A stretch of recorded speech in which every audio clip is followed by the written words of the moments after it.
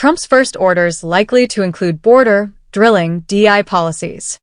President-elect Donald Trump told inauguration donors that he will sign dozens of executive orders within hours of taking office. President-elect Donald Trump said Sunday night that he will sign dozens of executive orders within hours of taking office on Monday, in an attempt to render many actions taken by the Biden administration over the last 4 years null and void.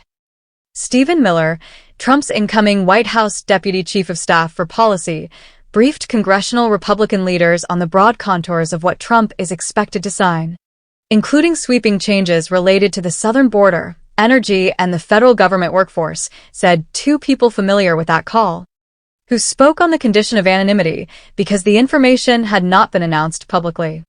Within hours of taking office, I will sign dozens of executive orders, close to 100 to be exact, many of which I will be describing in my address tomorrow, Trump said at a dinner for people who had donated to the inauguration festivities. With a stroke of my pen, I will revoke dozens of destructive and radical executive orders and actions of the Biden administration. Lawmakers are expected to receive a list of the orders before Monday. The broad outlines of the orders presented to lawmakers suggest Trump will prioritize rolling back regulations that prevent some oil drilling, as well as Biden administration policies that implemented diversity, equity, and inclusion practices.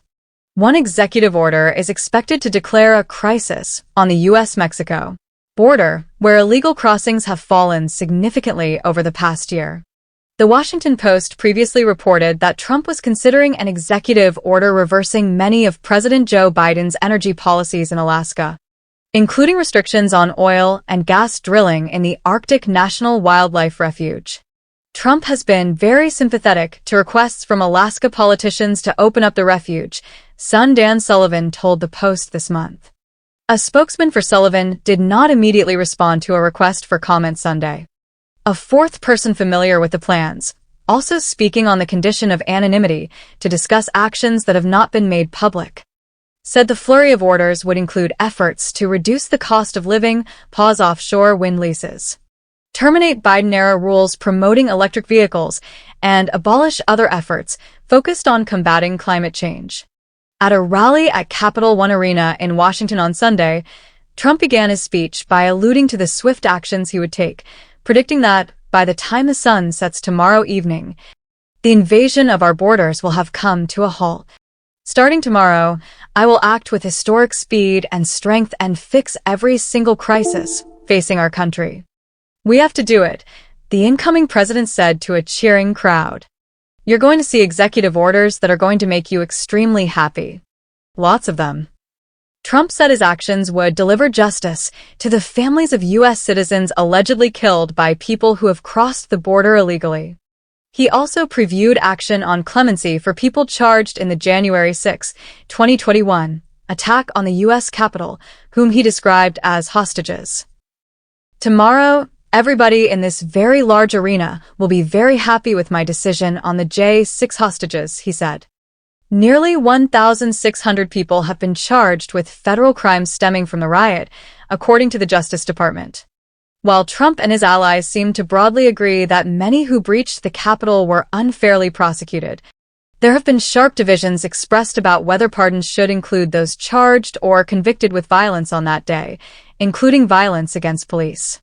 Pardoning those who faced the most serious charges would be an extraordinary statement about one of the most painful and divisive chapters of recent U.S. history, and would put Trump at odds with recent statements by Vice President-elect J.D. Vance, his selection for Attorney General Pam Bondi, and lawmakers including Sen. Thom Tillis. Each has condemned rioters who attacked law enforcement personnel. Executive orders can help Trump change policies put in place by Biden and, in some circumstances, circumvent Congress.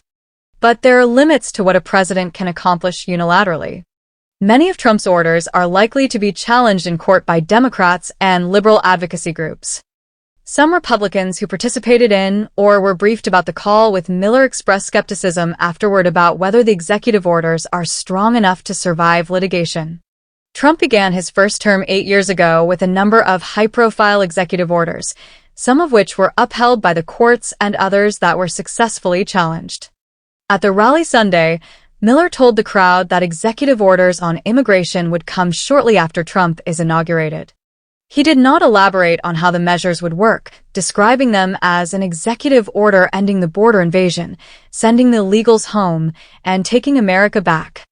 Trump also previewed that he will outline measures his administration will take to address border security, which he described as the most aggressive, sweeping effort to restore our borders the world has ever seen.